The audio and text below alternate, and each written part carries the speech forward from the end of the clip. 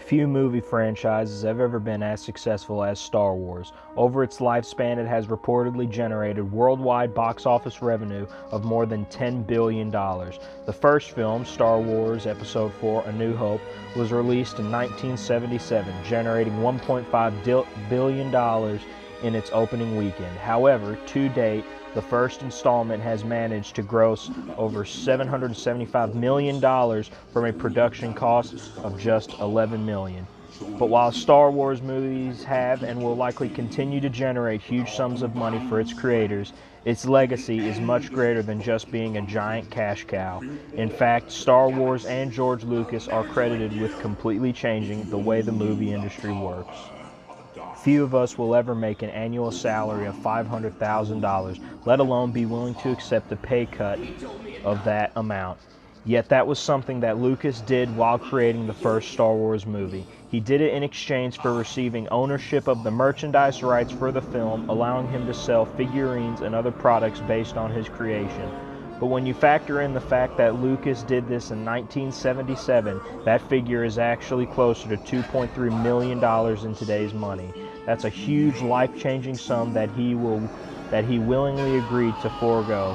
With the benefit of more than 20 years of hindsight, it was a very shrewd move, but at the time, many would have considered the Star Wars creator's choice to have been crazy. Yet, it wasn't a decision made out of great foresight either. It was one of necessity. The sci-fi genre wasn't as popular as it is today, meaning the film was considered to be risky. Running out of budget, Lucas took the pay cut to keep the film in production.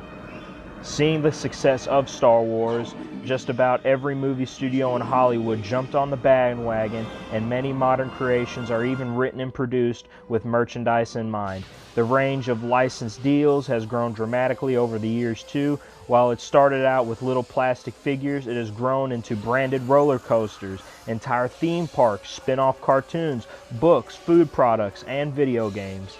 Even online casinos have benefited from these licensing agreements. As slot machines have evolved from mechanical contraptions into digital entertainment devices, their developers have had more freedom to create different styles of games. As a result, there are now dozens of licensed slots that feature movie characters and even scenes from the film itself. This business of merchandise is so lucrative that it's spread from just movies into video games and TV shows.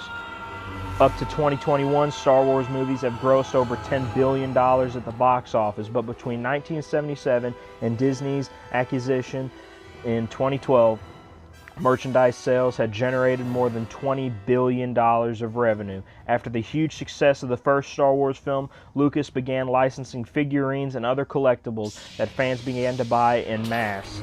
But this soon expanded to just about everything you could imagine. Talking to my dad, he can remember the first time he saw Star Wars. It was life-changing for him, and I'd imagine it would be going into the theater, seeing that firsthand, into a deep, deep space, into a universe that you couldn't even imagine.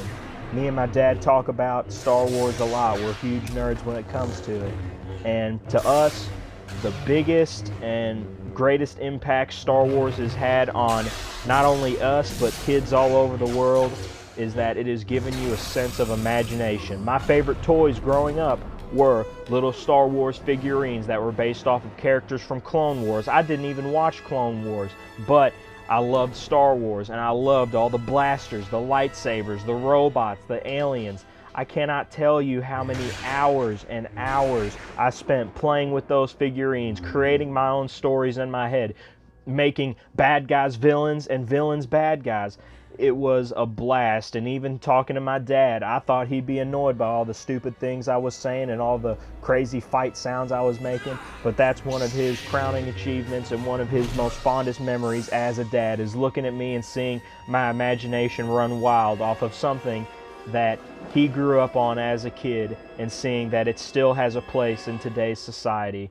And I think that is the greatest contribution, other than merchandise sales, other than editing, other than cinematography, other than special effects, everything.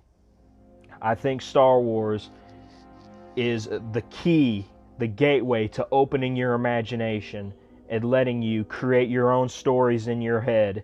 because at the time, James Earl Jones, he thought the movie was going to be a flop so bad that he asked for his name to be hidden from the end credits because he thought it would flop. But little did he know, it's one of the things he's most remembered for. And I'm very grateful to have been able to experience it with my dad, watching Clone Wars with him, watching Bad Batch. We're getting ready to watch Rebels. Star Wars is an amazing thing, and I can't imagine my life without it.